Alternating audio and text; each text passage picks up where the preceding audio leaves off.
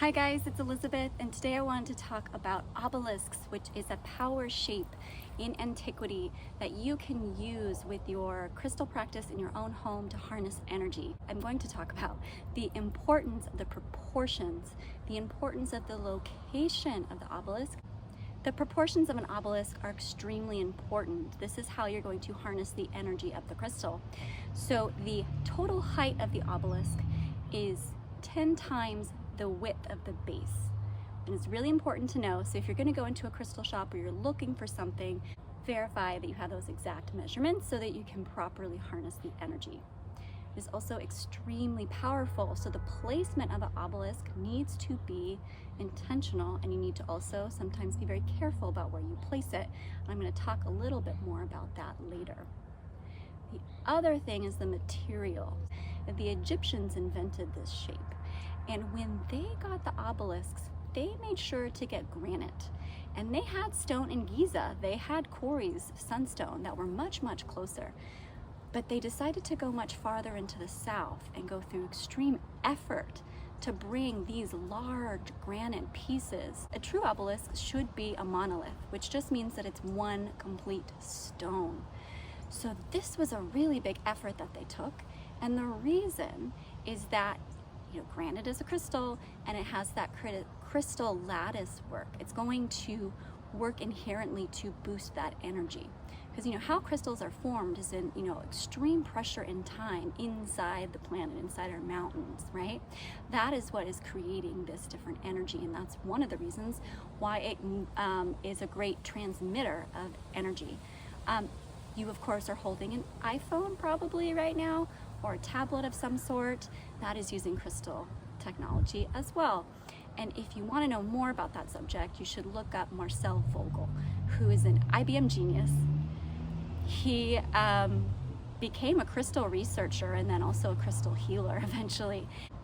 Next thing I wanted to say was placement of obelisks, and I want to go back into that a little bit more, because the ancient Egyptians, they typically, not always, but they typically would put two obelisks flanking the side of important temples and holy structures.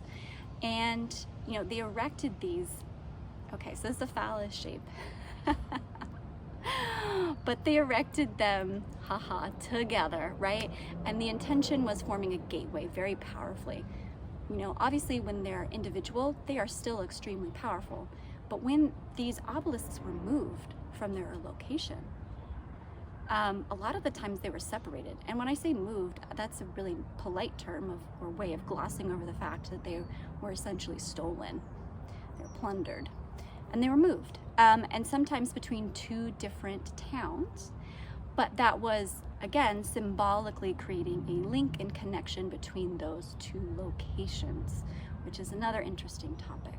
Last thing that I wanted to say is that the placement of an obelisk on power spots is probably the most important thing to know, because the ancients knew exactly what they were doing, and they were making sure that they were putting these on important crossroads and ley lines and in ways that they would find these holy areas. But they were essentially taking that important energy and broadcasting it, radiating it out to the surrounding area for everyone's health and benefit. So the shape and the material work to broadcast, radiate out the energy of the earth really powerfully. The reason you have to be careful with the placement of an obelisk and why it's distressing when some of them get moved is that you are amplifying any of the earth energy and where the placement is. So if it's put on perhaps like a Shah spot, for example, or some more negative energy, it's going to amplify that. So that is just something to know as far as, using obelisks in your home is something you want to be careful about. You want to make sure that you get the sense that there is some good energy in the placement. Last thing I wanted to mention is the Washington Monument, which, at least in the United States, is probably the most famous obelisk that we have. It is 555 feet high. There are actually two different contradicting numbers that you can find based on the agencies that did the measurements, but we're going to go with 555 for our purposes. And also the thickness of the walls, especially at the base, are 15 feet. So based on kind of what I talked about earlier with the low shoe, the digital root of 555, when you break it down, you get 15.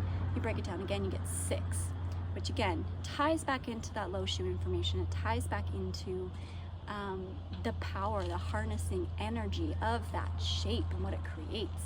So this is a 3D representation of this energy, and which is why I believe that it is extremely important, extremely powerful, and is something that you can use in your space or do more research about if you're interested in it. So I hope that was helpful.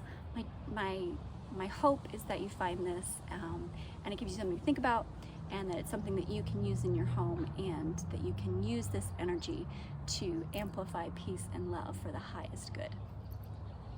Thank you so much for watching. Have a lovely day.